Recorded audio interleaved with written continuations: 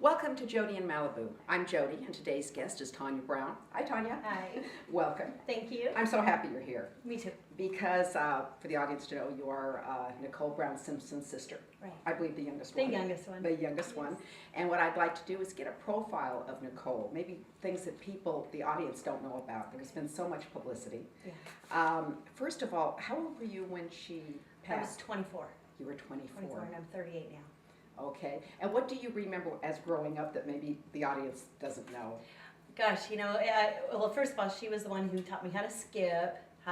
Skip. We were down on the beach, and where I lived, there's steps, that kind of big steps, deep steps, and she was like, okay, right here. I remember, and she started getting frustrated with me. She's like, how come you can't skip? It's so easy, something so little, but it's a little memory in the past, but it's something that when somebody dies, especially the way that she did, you hold on to the little precious moments, and helping me down a mountain when I was trying to ski, for as long as I can remember. There's so many little stories. Sadly, I don't remember a lot of them when I was really young. Majority of them were probably when I was in my late teens and early 20s before she got killed. We'd go on vacations together and have fun, and I was the nanny for Sydney and Justin for a while, so we had a lot of time together. So you had a close relationship. You know what, I wouldn't call it close, but we were getting to know each other because I'm 10 years younger than Nicole. So Denise and Dominique had more time with her. I was either in school, in high school when everybody was living their life, up in LA, or being moms, or wives, and then it was time for me to go down to college. And I was down at UCSD in San Diego, and by the time I was really getting comfortable in my own skin as a woman, and realizing I have this sister, she was taken from me. And plus, she wasn't living there with you. She wasn't living with me. No. That's right. So the message really that I want to get out to people is, with regards to that, it's like, don't take advantage. Don't take it for granted that, your family will always be here, because one day you may wake up and they're not. Yes. Yeah. So when she got married, did it seem like a happy marriage? Oh, yeah. And this is why it's so shocking for people. Battered women don't go out and say, oh, I'm a battered woman, but I'm staying in this marriage. They hold it all to themselves. So their marriage, I've known OJ since I was 7 years old. Oh, wow. I never saw them fight. I mean, it was very behind the doors. That's why a lot of people don't know what domestic violence is, because it happens behind the doors. But their marriage, from what I saw and from what I've experienced, it was great. It was happy. It was loving. It was full of adventure. Full of family events, annual traditional parties like the 4th of July party that we had every year, knowing that every year you better come with something on that you feel comfortable in, because you're going in the pool. And it was just a tradition. This all happened in Brentwood? All happened in Brentwood. That was on Rockingham, and every year that was a tradition that we had for as long as I can remember, since I was a child. We'd do a baseball game, and then we'd have a barbecue at their house. And everybody went into the pool. And they were like the happy couple. The happy couple. The happy couple. I'll be darned. Yeah. Nobody knew. Nobody knew. Maybe her friends, who knows. I've heard some people come out and say, after when she got killed, how come we didn't see this? We saw it, but we didn't do anything about it. So that's another message that I want people to get out. If you're seeing something, question it and do something about it, because I don't want somebody to end up like Nicole. Of course not. But we had Christmas dinners together, and to the point where he leaned in on me one time. It was like Thanksgiving or a Christmas dinner, and he kind of like this, just cozied up to me and said, I will always think of your family as my own family. Really? So he came across as like the best husband? Oh, yeah. Charming, full of personality, alive.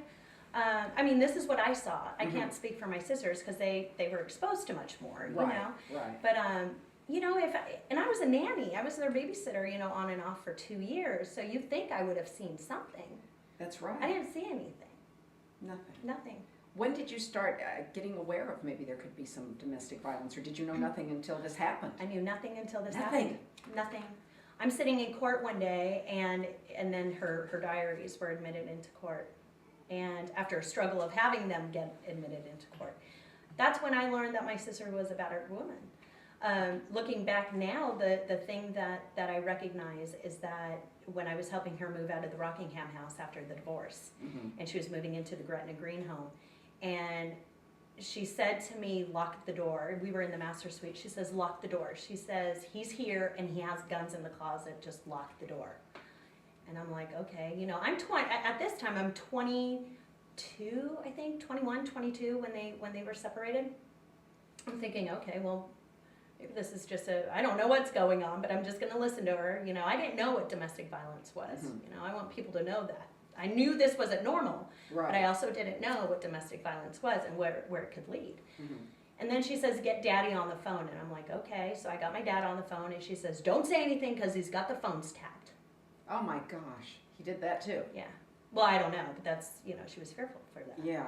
And so I just stayed on the phone, and then so those were things that I looking back on, that was the main thing, that Little things just weren't normal. they weren't normal.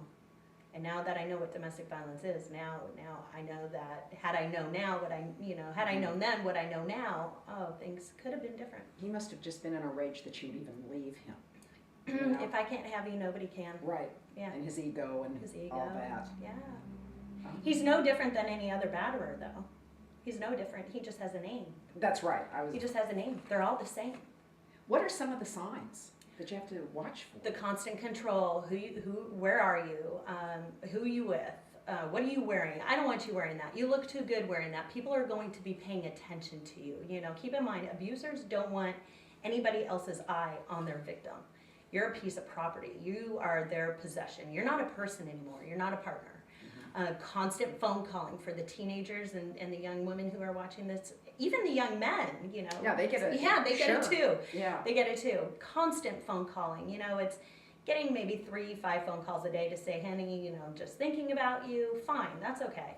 But when you've got 50, 60, 70, up to 150 phone calls a day, and I have advocated for women who have experienced that, that's not normal. No, it's not. That's not normal. That is control. That's checking up on you. What are you doing, and who are you doing it with? And I think it's very important to convey that jealousy is not love. Jealousy is violent. Jealousy is control. It's power and control, and it's rendering. It's just it's making sure that your time isn't being spent with anybody else. You know, majority of birth defects come from domestic violence incidents. Oh, really? Yeah. I didn't know that. Yeah, because somebody else is coming into this world that's going to be taking time away from them. That's true. So Yeah. they violent on that. So it's all about power and control. It's wanting, you are theirs, and those are the beginning signs. Constant phone calling, the checking up, the criticisms. You know, you're fat, you're ugly, you're stupid.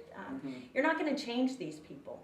You're not going to change them. The victim needs to know that. You know, you're not going to change this person. They have to change themselves. Did you see Nicole's personality change at all? As, like maybe feeling insecure about her looks or anything like that? Never. Never. She was. That's why it's so hard for me to understand sometimes, or it's not hard for me to understand, but it's a challenge for me to understand that she didn't fall into the statistic. She was very confident. She was very secure with herself. She was absolutely beautiful. She felt like wearing jeans. Man, I tell you, she looked gorgeous wearing her jeans. If she wanted to wear sweats, she was comfortable. I mean, whatever. She was very comfortable with who she was. Yeah. Yeah. But he also met her when she was very young, didn't he? Yeah, she was 17 going on 18, I think, yeah. So he probably like took over her life, you know? Molded her the way he wanted.